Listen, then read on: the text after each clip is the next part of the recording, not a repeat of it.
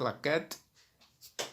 Na relação da casa com o teatro e com os objetos que povoam essa casa, é maravilhoso pensar que ao estar em casa e tendo que ressignificar esse cotidiano, dar sentido para essa experiência do isolamento, né? E só a criança, a própria criança, cada um que está vivendo isso pode encontrar e dar sentidos para essa situação nova que está vivendo agora. Os objetos também começam a se transformar como se fosse mágica.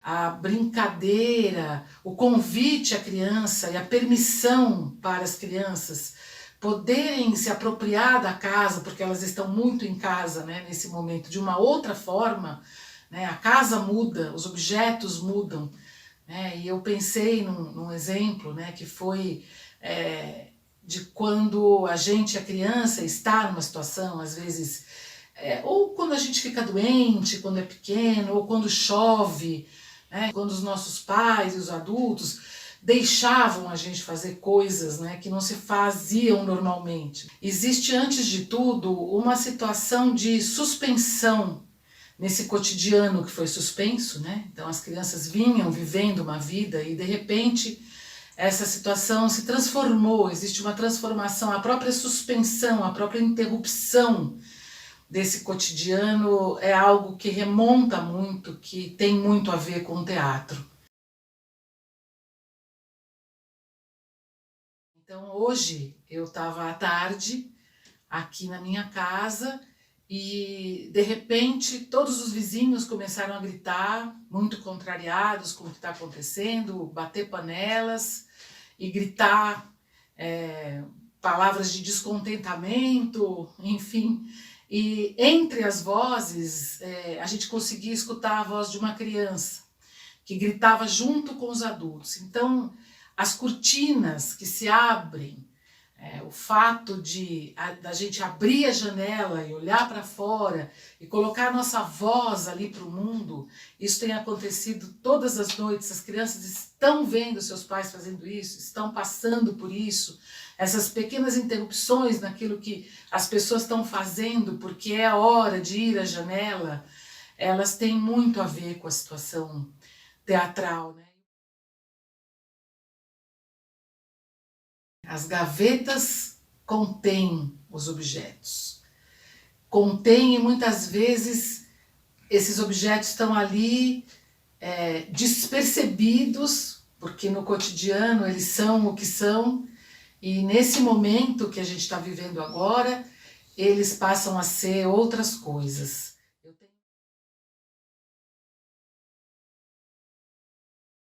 O canto. O canto esconderijo embaixo das cobertas da cama.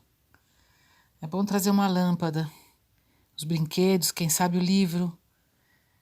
E aí as crianças ficam aqui, escondidas, envolvidas pelo silêncio, pelas cobertas, confundidas com o próprio canto, escutando as batidas do próprio coração.